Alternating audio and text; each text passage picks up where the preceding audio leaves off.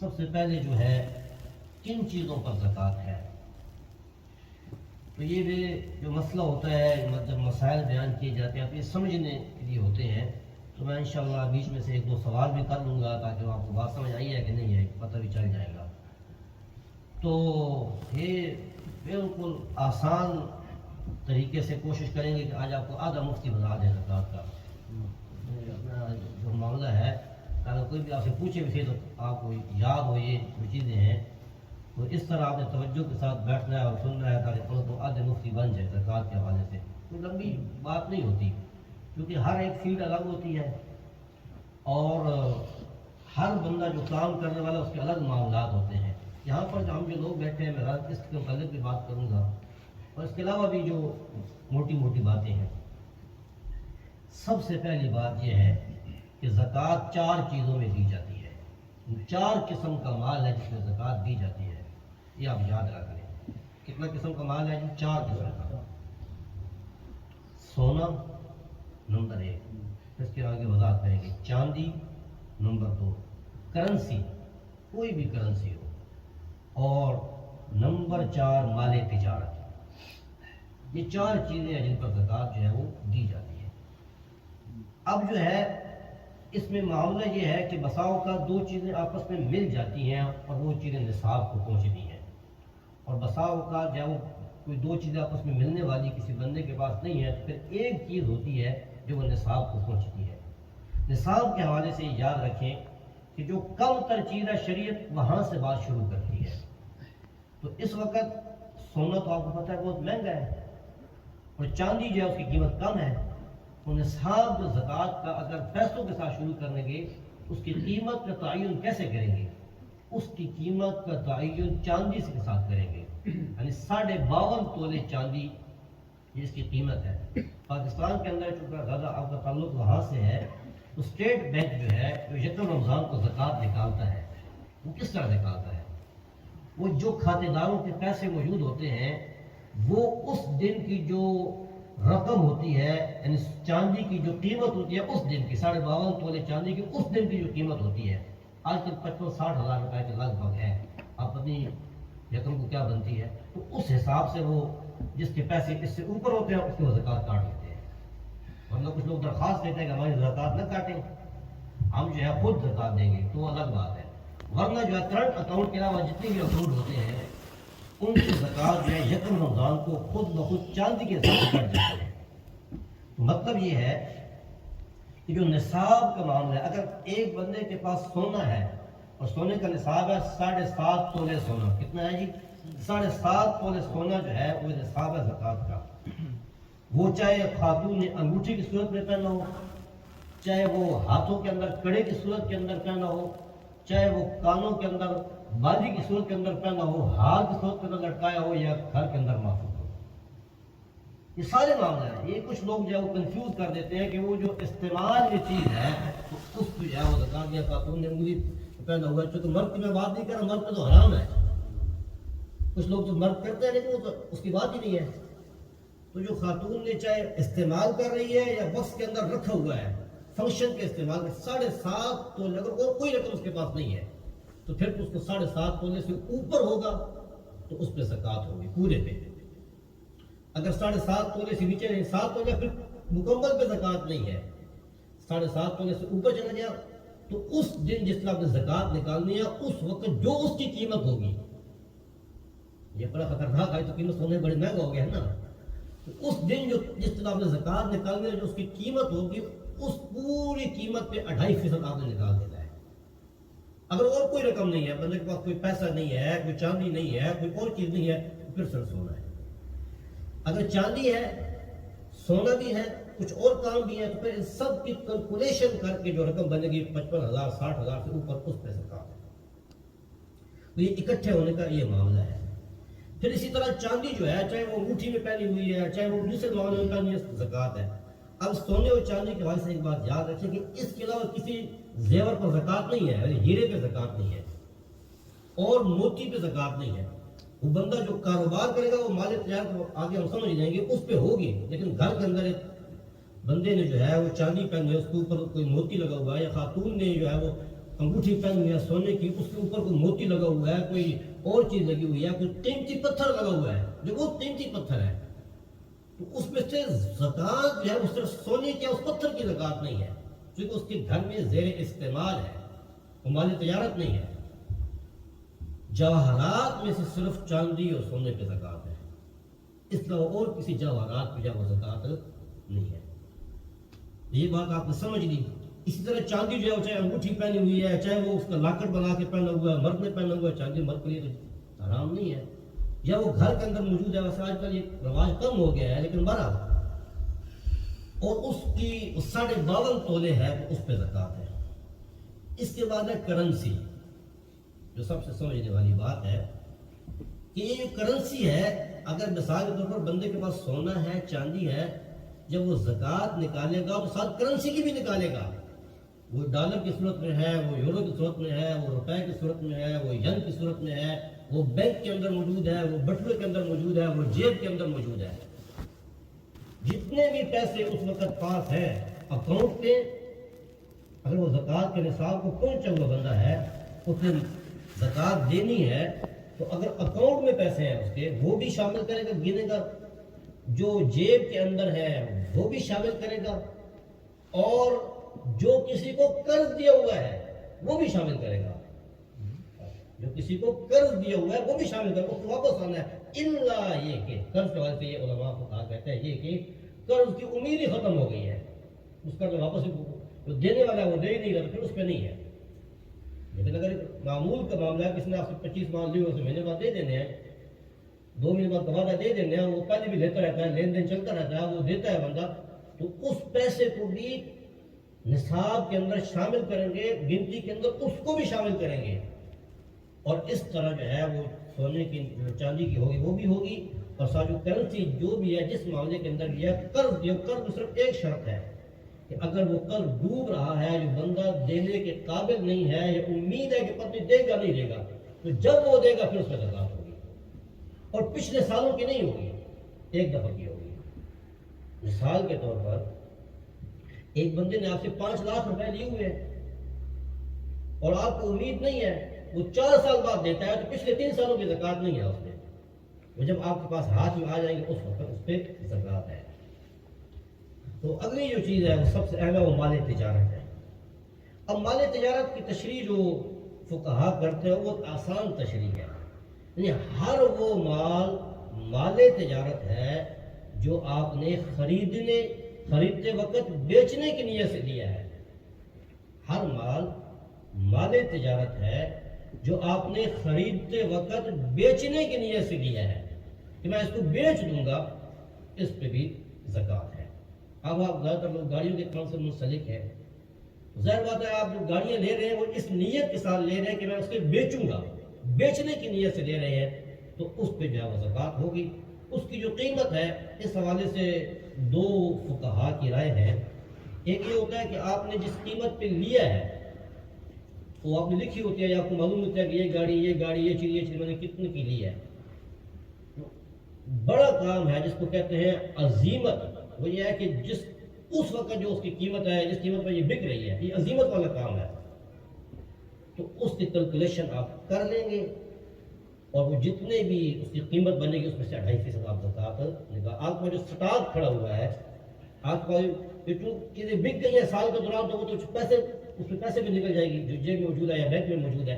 जो उस वक्त अगर आप मिसाल के तौर पर यकम रमज़ान का ज़कात निकालते हैं, तो यकम रमज़ान को जो आपके पास स्टॉक खड़ा हुआ है उसकी आप कीमत लगाएंगे।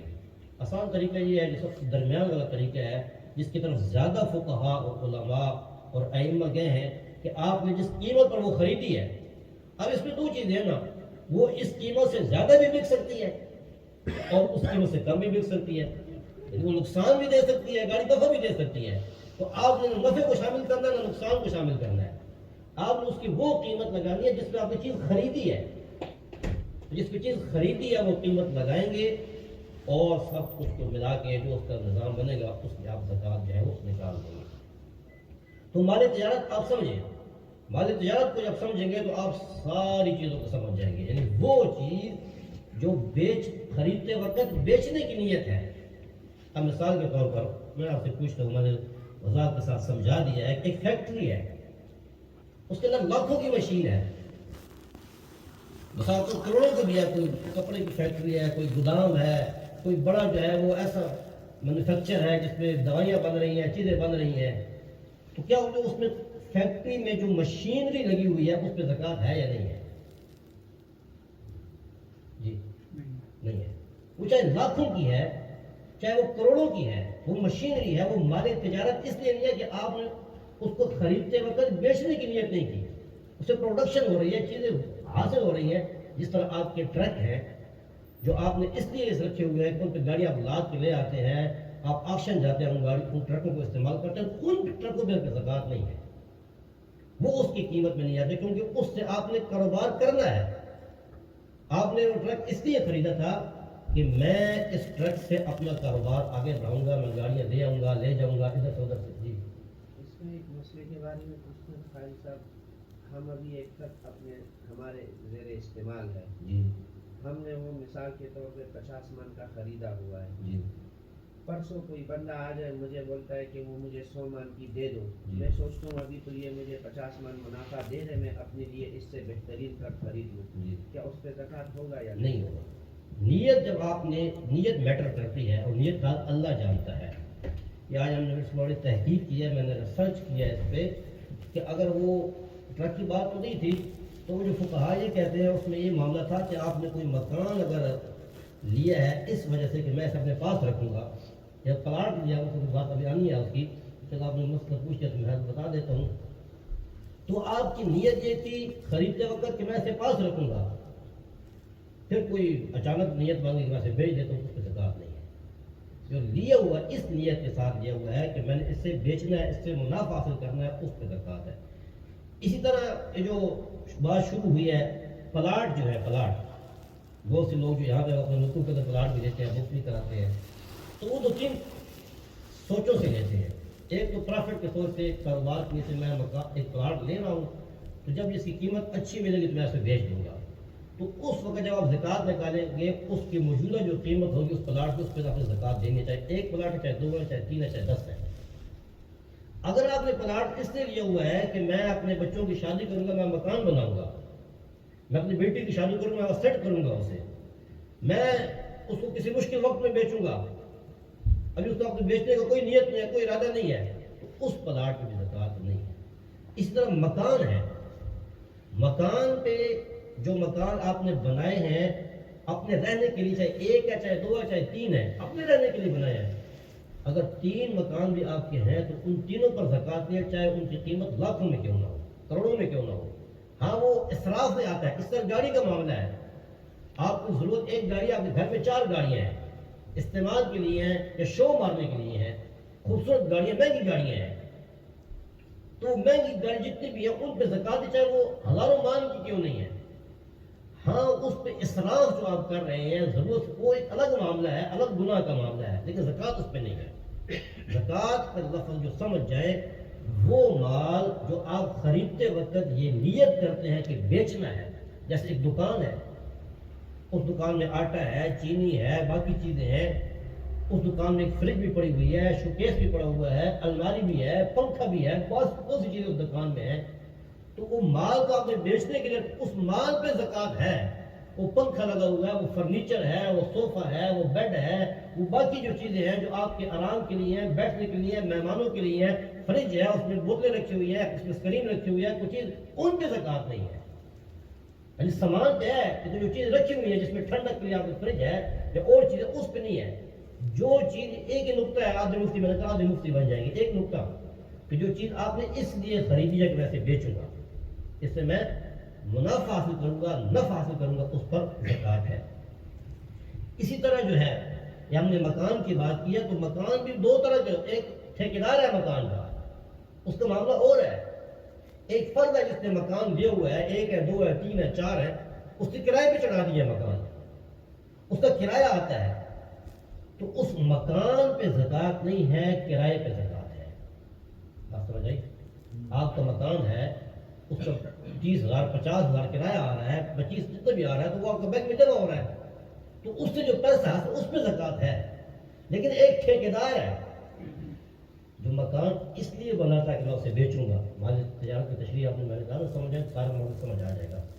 وہ ٹھیکیدار اس کا کام یہی ہے کہ وہ مکان بناتا ہے اور بیچتا ہے. وہ جب زکات دے گا تو اس کو مکان کی قیمت پہ زکات دینی ہے. یہ مسئلہ لوگوں کو پتہ نہیں ہے, اس لیے سارا مسئلہ ہے. اس لیے تو ہم کہتے ہیں اسلامی نظام آئے گا تو یہ سارے ٹیکس ختم کر کے صرف ٹھیک طریقے سے زکات اور عشر اکٹھا کیا جائے تو مسئلے حل ہو جاتے ہیں. وہ عشر نہیں دیتے لوگ. اب عشر کو بھی اس طرح آپ سمجھ لیں کہ اگر آپ کے پاس پیسہ آیا ہے, تجارت کا مال ہے, گندم کے ذریعے آیا ہے, کسی اور کے ذریعے آپ نے فصل کے ذریعے پیسہ آیا, اس کا آپ نے عشر نکال دیا, اب اس پہ زکات نہیں ہے. ایک دفعہ نکل گئی ہے. آپ کی گندم ہے, آپ کے باغ ہیں, چاہے وہ لاکھوں کے بچے ہیں چاہے کروڑوں کے بکے ہیں, اگر آپ نے ان پیسوں پہ عشر نکال دیا ہے, اس فصل پہ عشر نکال دیا, اس پہ زکات نہیں ہے. اس مسئلے کو بھی سمجھیں.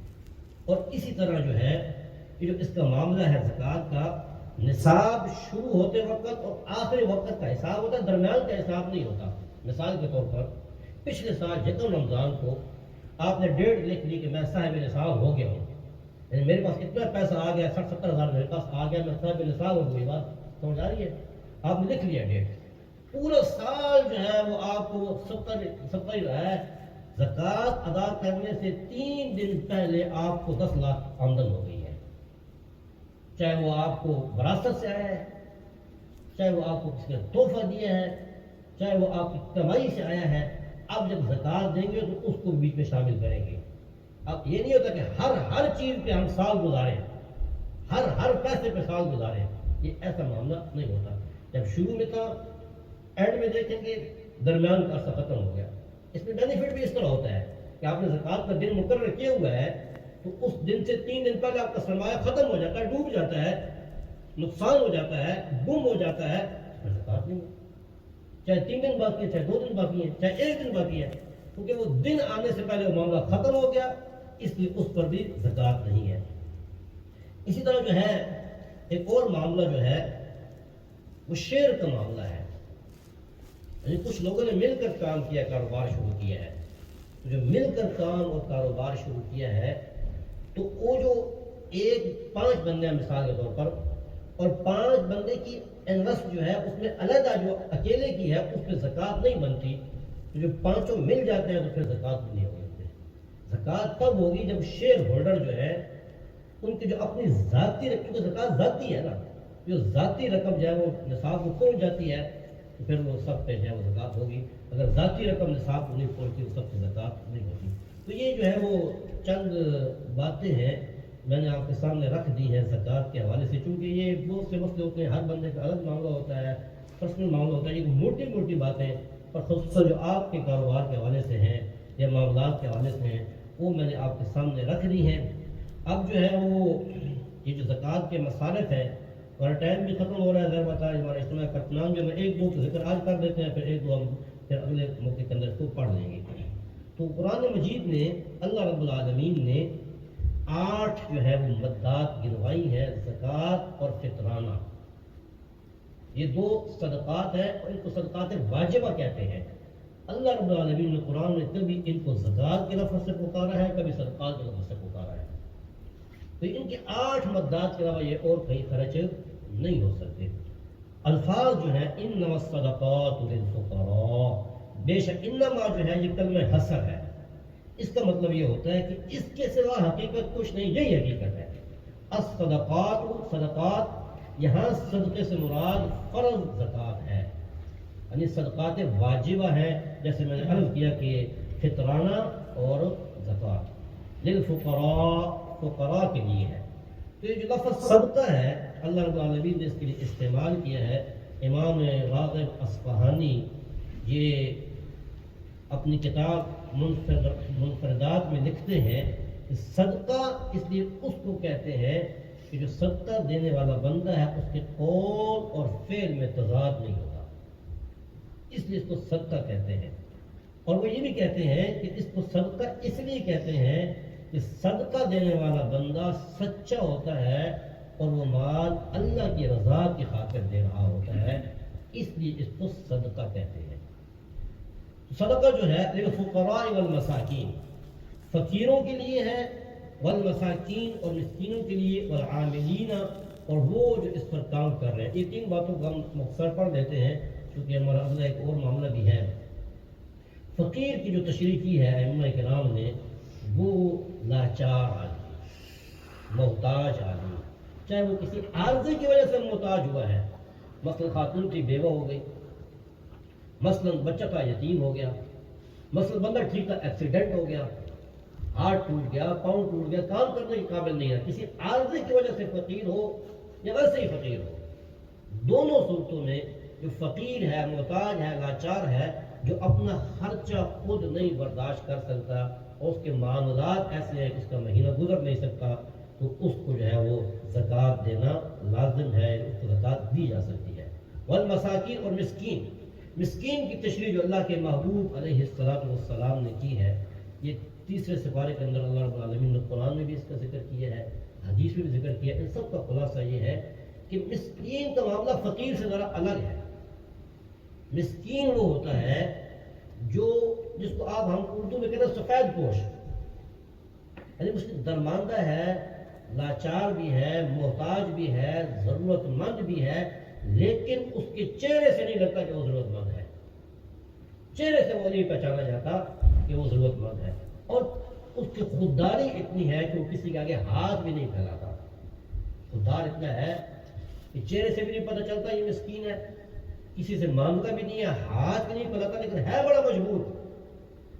اب یہاں پر تو اللہ کا شکر ہے کہ سب کوئی ایسا کوئی معاملہ نہیں ہے، اللہ ماشاء اللہ کسی مصیبت پریشانی کے اندر آ جائے تو پتہ بھی چل جاتی ہے، لیکن جس ملک سے ہم لوگ آئے ہوئے ہیں اور وہاں ہمارے رشتہ دار ہیں، عزیز ہیں، وہاں یہ معاملات آج تو یہ جو دور گزر رہا ہے جس زمانے سے گزر رہے ہیں، تو بڑے مسکین پریشان ہے بیچارے، یعنی ٹھیک ٹھاک بندہ جو جاب بھی کرتا ہے، دفتر بھی جاتا ہے، اسٹوڈنٹ ووٹر بھی ہے، لیکن گھر کرائے پر ہے، اس کی تنخواہ 30 35 40 ہزار 50 ہزار تنخواہ ہے، 60 ہزار تنخواہ ہے، 4 اس کے بچے ہیں، کرایہ کا گھر ہے، 15 ہزار چلا جاتا ہے، 5 10 ہزار بجلی گیس میں چلا جاتا ہے، 5 6 ہزار راشن میں چلا جاتا ہے، بچوں کے اسکول فیس میں چلا جاتا ہے، نیا سال آ گیا ہے، اس وقت کئی ایسے لوگ موجود ہیں، اب تک بھی لوگ خبریں پہنچاتے ہیں کہ 1 مہینہ ہو گیا یہ بچے سکول نہیں گئے، کیوں نہیں گئے؟ کتابوں کے پیسے نہیں ہیں، بچے گھر بیٹھے ہوئے ہیں، مہنگائی بہت زیادہ ہے، خرچے اتنے ہی ہیں، تو جو بندہ اس کو مسکین کہتا ہے، وہ کسی سے مانگتا بھی نہیں کہ میرے بچے گھر بیٹھے یار مجھے کوئی پیسے دے دو، میں کتابیں دے دوں، اس کو کہتے ہیں مسکین۔ تو مسکین کے ساتھ والعاملین ہے، تو یہ جو معاملہ حکومت کا معاملہ ہے، بس اس کو ایک سمجھ لیں، پھر ہم اس بات کو ختم کرتے ہیں۔ میرا ارادہ تھا 20-25 کے اندر بات ختم کر دیں گے، ٹائم آگے جا رہا ہے، تو ہم نے وہ اجتماع کارکنان کے اندر پلاننگ بھی کرنی ہے ماہ رمضان کی۔ تو عامل کہتے ہیں زکوٰۃ کلیکٹ کرنے والا، زکوٰۃ اکٹھی کرنے والا، وہ چاہے مسکین نہ ہو، چاہے فقیر نہ ہو، چاہے بیوہ اور محتاج نہ ہو، لیکن اس کی ڈیوٹی لگی ہے کہ وہ زکوٰۃ اکٹھی کرتا ہے۔ تو جو زکوٰۃ اکٹھی کرنے والا ہے اس کی تنخواہ زکوٰۃ سے دی جا سکتی ہے، کیونکہ وہ 24 گھنٹے یہی کام کرتا ہے۔ لیکن اس میں ایک نقطہ ہے کہ ہاشمی کو زکوٰۃ نہیں دی جاتی، حضور صلی اللہ علیہ وسلم کے جو خاندان ہے بنو ہاشم، اس لیے حضور علیہ السلام نے خود بھی اور اپنے رشتہ داروں کو بھی یا تو وہ زکوٰۃ اکٹھی کرنے پہ لگاتے نہیں تھے، اگر لگاتے تھے تو وہ تنخواہ نہیں دیتے تھے، فی سبیل اللہ کرتے تھے، یعنی جو بنی ہاشم ہے وہ اس کو زکوٰۃ کے پیسے سے تنخواہ بھی نہیں دی جا سکتی۔ تو باقی مسائل بھی انشاءاللہ یہ بڑے اہم اور قیمتی باتیں ہیں، ہم انشاءاللہ اس کا ذکر کریں گے۔ اللہ رب العالمین سے دعا ہے کہ اللہ تبارک و تعالیٰ ان باتوں کو سمجھنے کی اور عمل کرنے کی توفیق عطا فرمائے۔